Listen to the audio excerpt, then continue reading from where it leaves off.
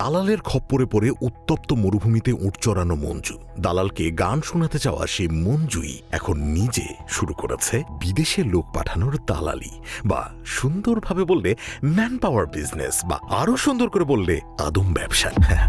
এর মানে বুঝতে পারছেন? দিন শেষে এই আদম দালালি অল্প সময়ে বড়লোক হবার জন্য খুবই লাভজনক ও লোভনীয় একটা পেশা। খোদ দালালের খপ্পরে পড়া মঞ্জুর মতো লোকও এই লোভ সামলাতে পারে না। মঞ্জুর ম্যান পাওয়ার বিজনেস মানুষের সত্যিকার অর্থে উপকার করছে নাকি ধোঁকা দিচ্ছে সেদিকে আজ আর যাচ্ছি না। তবে এই ক্লিপটা একটু দেখুন।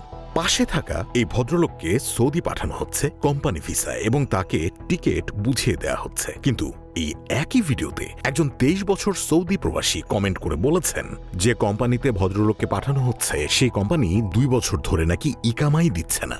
ইকামা সৌদি আরবের ওয়ার্ক পারমিট বলতে পারেন, যেটা ছাড়া বৈধভাবে সৌদিতে কাজ করা যায় না। আবার সেই কোম্পানিতেই চাকরি করছে এমন একজন কমেন্ট করেছেন এই কোম্পানি নাকি 4 মাস পর পর 1 মাসের বেতন দেয় এবং কোনো ইকামা বানিয়ে দেয় না। এখানেই শেষ না, আরও 2 জন ঠিক একই অভিযোগ জানিয়েছেন। ওয়েব সাধু সাবধান।